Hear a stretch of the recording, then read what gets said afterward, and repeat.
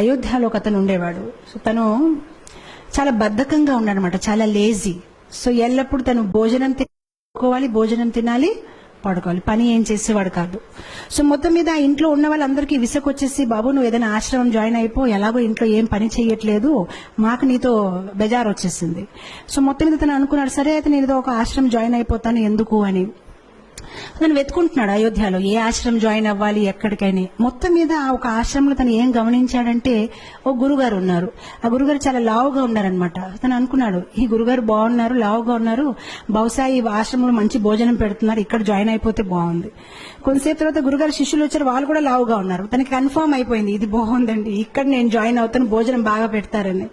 వెళ్ళాడు గురుగారి దగ్గర, నేను మీ ఆశ్రమం జాయిన్ అవుతాను, కానీ నాకు ఒకటే, భోజనం ఎన్నిసారి పెడతారు? సో గురుగారు అన్నారు 2 times. 2 times నాకు సరిపోతుంది, నాకు 3 times కావాలంటే గురుగారు అన్నారు, పొద్దున ఇస్తారు కదా, అదే నువ్వు మధ్యాహ్నంకు ఉంచు, ఏం ప్రాబ్లం లేదు. తనకి చాలా హ్యాపీ అనిపించింది, చాలా బాగుంది ఈ ఆశ్రమం, అసలు పొద్దున మధ్యాహ్నం సాయంత్రం తినాలి, భజన చేయాలి, గురుగారు ఏదో వాహిస్తూ ఉంటారు, అది వినాలి, ఆయన హ్యాపీ అయిపోతారు. 15 రోజులు గడిచిపోయింది, చాలా ఆనందంగా ఉంటున్నాడు. 15 రోజుల తర్వాత ఒకరోజు పొద్దున ఏం చూశాడంటే, వంట ఏం అవ్వట్లేదు, అక్కడ ఏం జరగట్లేదు, వంట గదిలో ఎవరు లేరు, అందరూ ఏదో జపం చేస్తున్నారు. సో తన అడుగుతున్నాడు అందరికీ, ఏంటండి ఈరోజు ఏం వంట చెయ్యరండి? సో అప్పుడు వాళ్ళు చాలా కోపంతోనే, అవే ఈరోజు ఏకాదశి. ఏకాదశియా అంటే నాకెవరు చెప్పలేదండి, ఏకాదశి అంటే ఏంటి తెలియదా, ఏకాదశి అంటే ఈరోజు భోజనం ఉండదు అని. అప్పుడు తను చాలా కోపం అయిపోయాయి, ముందు చెప్పవలసింది, అలాంటి భోజనం నేను ఇంకేదో ఆశ్రమం చూసుకుంటా. బాబు నువ్వు ఏ ఆశ్రమం వెళ్ళినా ఏకాదశి రోజు తినకూడదు. అప్పుడు తిన్నంగా ఆయన గురుగారి దగ్గరికి వెళ్ళిపోయారు, గురుగారు నన్ను కాపాడండి, నేను ఏకాదశి అయితే చేయలేను, ఒకవేళ నా చేత ఏకాదశి చేయించారనుకోండి, నేను ద్వాదశి చూడలేను, నేను పోతాను, నాకు ప్రసాదం అయితే కావాలి, ఇంకే పని చేయమంటే చేస్తాను, కానీ భోజనం లేకుంటే నేను ఉండలేనని. సో గురుగారు అన్నారు, బాబు నీ గురించి అయితే ప్రత్యేకంగా వంట చేయడం అవ్వదు, అయితే ఒక పని చేసుకో, అటు చూడు ఆ కొండ ఉంది కదా, కొండ పక్కన చెరువు ఉంది కదా, అక్కడికి వెళ్ళి నువ్వు వంట చేసుకొని నువ్వు తిను, కావాలంటే మేము సౌకర్యాలు ఇస్తాము. సో గురుగారు స్టోర్ మేనేజర్ చెప్పారు, తనకు 1 kg ఆట, 1 kg రైస్, 1 kg దాలు అన్ని ఇచ్చేయని. తను అన్ని తీసుకుని వెళ్తున్నారు. గురుగారు అన్నారు, ఒకటి మాత్రం జాగ్రత్త, నువ్వు ఏది వంట చేసినా భగవంతుడికి నైవేద్యం పెట్టాలి.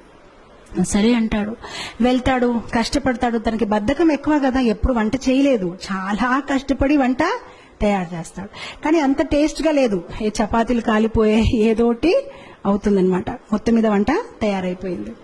సో వంట తయారైనప్పటికీ తులసి ఆకలి వెతుకున్నాడు, తులసి ఆకు పెట్టాడు, భగవంతుడికి పిలుస్తున్నాడు, కానీ భగవంతుడు రావట్లేదు. సో అప్పుడు తను చక్కగా ఒక పాట పాడతారనమాట. సో చెప్తాడు, प्रभु राम आइए, राजा राम आइए, मेरे भोजन को भोग लगाइए, प्रभु राम आइए, राजा राम आइए, मेरे भोजन को भोग लगाइए. చాలా ప్రేమతో పాడుతున్నా, రాజారాం ప్రభురాం రండి, నేను భోజనం తయారు చేశాను, మీరు వచ్చి స్వీకరించండి. భగవంతుడు రావట్లేదు. తను ఆలోచించాడు, ఎందుకు రావట్లేదు అంటే, తనకేమనిపిస్తుందంటే భగవంతుడు స్వయంగా వస్తాడు. ఇప్పుడు మనకైతే అర్థమైపోయింది, మనం ఏదో యాంత్రికంగా పెడతాము, కానీ భగవంతుడు స్వయంగా వచ్చి తీసుకోవడం అనేది లేదు. కానీ తను చాలా అమాయకుడు, తను అనుకుంటాడు నిజంగా స్వామి వస్తారేమో, స్వీకరిస్తారేమో అని తను వెయిట్ చేస్తున్నారు, కానీ భగవంతుడు రావట్లేదు. అప్పుడు తను ఆలోచిస్తానమాట, తనకు ఒక ఐడియా వస్తుంది, ఓహో ఎందుకు భగవంతుడు రావట్లేదంటే, గుడిలో అయితే రాజభోగం, పకోడీలు, పూరీలు, పాయసము అన్ని తయారు చేస్తారు, నేనేదో సింపుల్ గా రైస్ దాల్ తయారు చేస్తాను, అందుకోసం రావట్లేదేమో అని. సో అప్పుడు తను భగవంతుడికి వాదిస్తారనమాట. తను భగవంతుడితో అంటారు, భూల్ కరోగే యది తజ్ దోగే భోజన రూఖా సూఖా, एकादशी आज मंदिर में है, बैठे रहोगे भूखे, राजा राम आइए, प्रभु राम आइए, मेरे भोजन को भोग धराइए. సో తను అంటాడు, బహుశా మీరు అనుకుంటున్నారు ఇతని దగ్గర ఎందుకు వెళ్ళాలి, నేను చక్కగా గుడికి వెళ్ళి అక్కడ పూరీలు పకోడాలు తింటాను, కానీ తప్పు చేస్తున్నారు, గుడిలో ఏకాదశి ఉంది, ఆకలిగా కూర్చుంటారు, ఏమి దొరకదు, కనీసం నేను ఎంతో కొంత పెడుతున్నాను, వచ్చి తీసుకోండి, అది కూడా మిగలదు అని. ఎప్పుడైతే ఇలా పాడడం మొదలు పెట్టారు భగవంతుడు నవ్వొస్తుంది. సో భగవంతుడు సీతామాతతో అన్నారు, సరే రా తినేసి వస్తామని. సో సీతామాతని తీసుకుని భగవంతుడు వెళ్తారనమాట అక్కడ నైవేద్యం తీసుకోవడానికి. ఎప్పుడైతే భగవంతుడు వస్తారో తను భగవంతుని చూసి ఆనందించడు. తను సీతామాత వైపు చూసి ప్రసాదం వైపు చూస్తాడు, సీతామాత వైపు చూసి ప్రసాదం వైపు చూస్తాడు. తను ఆలోచిస్తాడు, నేను ఒక్కరిని పిలిస్తే ఇద్దరు వచ్చేసారేంటి. సో ప్రసాదం వైపు సీతామాత, ప్రసాదం అప్పుడు శ్రీరాముడు అడుగుతారనమాట, ఏ నీకు ఆనందంగా లేదు? ఆనందంగానే ఉందండి, రండి కూర్చోండి అంటాడనమాట. మనసులో ఆలోచిస్తారనమాట, ఒక్కరిని పిలిస్తే ఇద్దరు వచ్చారు, సరిపోదేమో భోజనము, నాకు వీళ్ళు ఏకాదశి చేపించే ఉంటారేమో ఈ రోజు అని. సో మొత్తం మీద భోజనం పెడతారు, వాళ్ళిద్దరు తింటారు, హ్యాపీగా వెళ్ళిపోతారు. తిని ఏకాదశి చేసుకుంటారు, ఎందుకంటే ఇంకేం మిగిలేదు. ఇంకో 15 రోజులు గడిచిపోతాయి, మళ్ళీ ఏకాదశి వస్తుంది.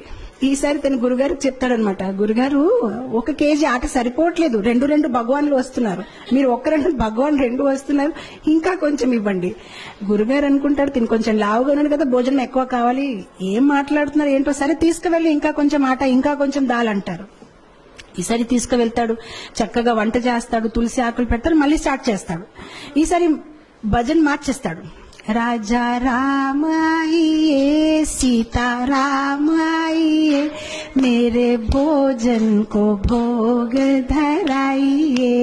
ఈసారి ఇద్దరిని పిలిచాడు, రాజారామ రండి, సీతారామ రండి. భగవంతుడు ప్రత్యక్షం అయిపోతారు. కానీ ఈసారి లక్ష్మణ్ని తీసుకొస్తారు. సో భగవంతుడు అంటారు, నీకు ఆనందంగా లేదా? మేము వచ్చేసామంటే ఆనందంగానే ఉందండి, కానీ లక్ష్మణ్ వైపు చూస్తారు, ప్రసాదం వైపు చూస్తారు, లక్ష్మణ్ వైపు చూస్తారు. ఇద్దరిని పిలిస్తే 3 వచ్చారు. ఈసారి కూడా నా ఏకాదశి అయిపోయింది, నాకేం మిగలదు అని. అయితే రండి కూర్చోండి భోజనం పెడతానని భోజనం పెడతారు, భగవంతుడు తింటారు, వెళ్ళిపోతారు. తను అనుకుంటారు, సరే అయితే నెక్స్ట్ టైం నుంచి 3 పీపుల్. మళ్ళీ వెళ్తారు గురుగారి దగ్గర, గురుగారు కొంచెం ఇది సరిపోవట్లేదు. సరే గురుగారు ఒప్పుకుంటారు, సరే ఇవ్వండి, మేబీ సాయంత్రం పూట మళ్ళీ తింటాడేమో అని. ఈసారి మళ్ళీ పాటలు పాడడం, ఏకాదశి రోజు వెళ్ళాడు, వంట చేశాడు, తులసి పెట్టాడు. రాజా రామాయియే సీతారామాయియే లక్ష్మణ్ సాథ్ లాయియే మేరే భోజన్ కో భోగ్ ధరాయియే. వచ్చేస్తారు సీతారాం, లక్ష్మణ్ అండ్ హనుమాన్. ఇతను మళ్ళీ భోజనం వైపు చూస్తారు, హనుమాన్ వైపు చూస్తారు, భోజనం వైపు చూస్తారు, హనుమాన్ వైపు చూస్తారు. ఇదేం పద్ధతి కాదు, ఒక్కరు పిలిస్తే ఇద్దరు, ఇద్దరు పిలిస్తే ముగ్గురు, ముగ్గురు పిలిస్తే 4. శ్రీరాముడు మళ్ళీ అడుగుతారు, నీకు సంతోషంగా లేదు? చాలా సంతోషంగా ఉంది, రండి కూర్చోండి అంటాడు, భోజనం పెడతారు. ఈసారి ఎప్పుడైతే సీతారాం ప్రసాదం అన్ని తినేసి వెళ్ళిపోతున్నారు, అప్పుడు తను అడుగుతాడు, ఏమంటే ఏం అనుకోకపోతే నెక్స్ట్ టైం ఎంతమంది వస్తారండి? మీరు ముందు నుంచి చెప్తే నేను కొంచెం, అంటే నాకు 4 ఏకాదశులు అయిపోయాయి, కనీసం నేను కొంచెం ఎక్కువ తెచ్చేస్తానంటే శ్రీరాముడు ఏం చెప్పరు, నవ్వుతూ వెళ్ళిపోతారనమాట. తను ఆలోచిస్తారు, సరే నేను ఏదో ఒకటి చెయ్యాలి, ఎందుకంటే కుటుంబ సహిత వచ్చేస్తున్నారని. మనం మ్యారేజ్ కార్డులో కూడా 1 పెట్టి 1 వస్తారు, కానీ ఇద్దరు ఇదేంటి ఇలా ఉందని. తర్వాత ఏకాదశి రోజు మళ్ళీ గురుగారు చెప్తారు, నాకు 10 కేజీ ఆటలు కావాలి, 10 కేజీ రైస్ కావాలి. గురుగారు అనుకుంటారు, ఇదేదో ప్రాబ్లం ఉంది, బహుశా తను అమ్మేస్తున్నాడేమో, ఎంత ఎవరు తినలేరు, తప్పకుండా అమ్మేస్తున్నాడు. సో గురుగారు అంటారు శిష్యులతోనే, పర్వాలేదు తను అడిగింది ఇచ్చేయండి, తర్వాత మన పని చూద్దామని ఇచ్చేస్తారు. ఇప్పుడు గురుగారు అంటారు శిష్యులతోనే, మనం ఏం చేద్దామంటే కొంతసేపు తర్వాత వెనక వెళ్ళి చూద్దాం, ఎక్కడ అమ్ముతున్నారు, ఏ షాప్ లో వెళ్ళి అమ్ముతున్నాడు. ఈసారి వెళ్ళాడు, తను సామాన్లన్నీ దింపాడు, కానీ వంట చేయలేదు. వంట చేయకుండా పాటలు పాడడం మొదలు పెట్టారు. సీతారామాయియే రాజా రామాయియే లక్ష్మణ సాథ్ లాయియే హనుమాన్ లాయి మేరే భోజన్ కో భోగ ధరాయియే.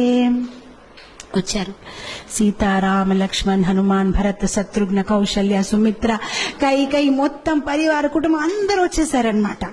సో అప్పుడు వచ్చేసి, బాబు మేము వచ్చేసామని. సో అతను అందరు లెక్క పెట్టుకుంటున్నారు, వచ్చారు, చాలా మంది వచ్చారు. సో అప్పుడు భగవంతుడు అన్నారు, ప్రసాదం ఎక్కడుంది? సో అప్పుడు తిని అన్నాడు, నేనెందుకు వంట చేయాలి, నేను చేస్తాను, మీరు తినేసి వెళ్ళిపోతాం, నాకేది మిగిలదు, అదిగో అక్కడ ఉంది, మీరు వంట చేయండి, తినేసి వెళ్ళిపోండి, ఎలాగో నాకేమి దొరకదు, గత కొన్ని ఏకాదశి నుంచి నేను ఏకాదశి చేస్తున్నాను, అక్కడ ఉండి వంట చేసి తినేసి వెళ్ళిపోండి. ఇంకా తనకి కోపం వచ్చేసి చెట్టు కింద పడుకుంటాడు, ఇంకా లాభం లేదు, వీళ్ళు ఎప్పుడు చెప్పినా మొత్తం కుటుంబం తీసుకు వచ్చేస్తారు. సో శ్రీరాముడు అంటారు సరే అయితే. సో శ్రీరాముడు కూరగాయలకు వస్తున్నారు, సీతామాత వంట మొదలు పెట్టారు, లక్ష్మణ్ కర్రలు తీసుకొచ్చారు, హనుమాన్ పండు తీసుకుని వస్తున్నారు, అందరు బిజీ అయిపోయారు. ఆయన ఎప్పుడైతే సీతామాత ఇలా వంట చేస్తున్నారు, దేవతలందరూ కూడా కింద దిగిపోయారు, ఆ ఋషులు మునీలు అందరూ చాలా హడావడిగా అయిపోయింది. అక్కడ వంటలు అవుతున్నాయన్నమాట, ఎంతో మందికి వాళ్ళు కుకింగ్ చేస్తున్నారనమాట. అండ్ అదే సమయంలో అక్కడ గురుగారు వచ్చారు శిష్యులతోని, అంటే చూద్దాం ఇతను ఏం చేస్తారని. కానీ గురుగారికి ఏమీ కనిపించట్లేదు. ఆయనకి ఎలా కనిపించిందంటే చెట్టు కింద ఇతను పడుకొని ఉన్నాడు, ఆ సామాన్లు అక్కడ పడేస్తున్నాయి. సో అప్పుడు గురుగారు తను లేపి చెప్తున్నారు, నువ్వు చెయ్యవా వంట, ఏం చేస్తున్నావని.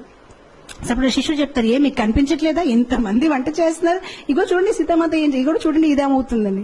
అప్పుడు గురుగారు అంటే నాకేమీ కనిపించట్లేదు. సో అప్పుడు తను కోపంతో శ్రీరాముడు చెప్తారు, మీరు కనిపిస్తారా లేదా, లేదంటే నా మీద ఆయనకి సందేహం ఉంటుంది, కనిపించండి అని చెప్తారు. సరే కనిపిస్తామంటే అందరు కనిపిస్తారనమాట. సో అప్పుడు అందరు కనిపిస్తే గురుగారు ఇంకా కళ్ళల్లో నీళ్ళు వచ్చేసి, నేను ఎన్ని సంవత్సరాల నుంచి శ్రీరాముడిని పూజిస్తే నాకు దొరకలేదు, కానీ నీ ఒక సరళ స్వభావం, నీ ఒక అమాయకత్వం చూసి భగవంతుడు వెంటనే ప్రత్యక్షమయ్యారని ఆయన ఏడ్చి ఆ శిష్యుడిని కవగలించారనమాట. సో ఇక్కడ భగవంతుడు మన ఒక సరళ స్వభావం, మనలో వినయం ఎంత ఉంది, మనలో అమాయకత్వం ఎంత ఉంది. భగవంతుడికి కాంప్లికేటెడ్ పీపుల్ ఇష్టం లేదు. మనలో జ్ఞానం ఎక్కువ ఉంటే బహుశా భగవంతుడు నన్ను ఇష్టపడతారు అనేది కాదు, మనలో ప్రేమ ఎక్కువ ఉంటే భగవంతుడు మనని ఇష్టపడతారు. సరళంగా ఉండాలి. చెప్పాలంటే భగవంతుడికి ఎలాంటి పీపుల్ ఇష్టం, చైల్డ్ లైక్ ఇన్నోసెన్స్. ఎవరిలో అయితే ఎక్కువ హిపోక్రసీ, ఎక్కువ ఆలోచనలు లేదు, చాలా సింపుల్ హార్టెడ్ ఉంటారు, అలాంటి వాళ్ళని భగవంతుడు ఇష్టపడతారు.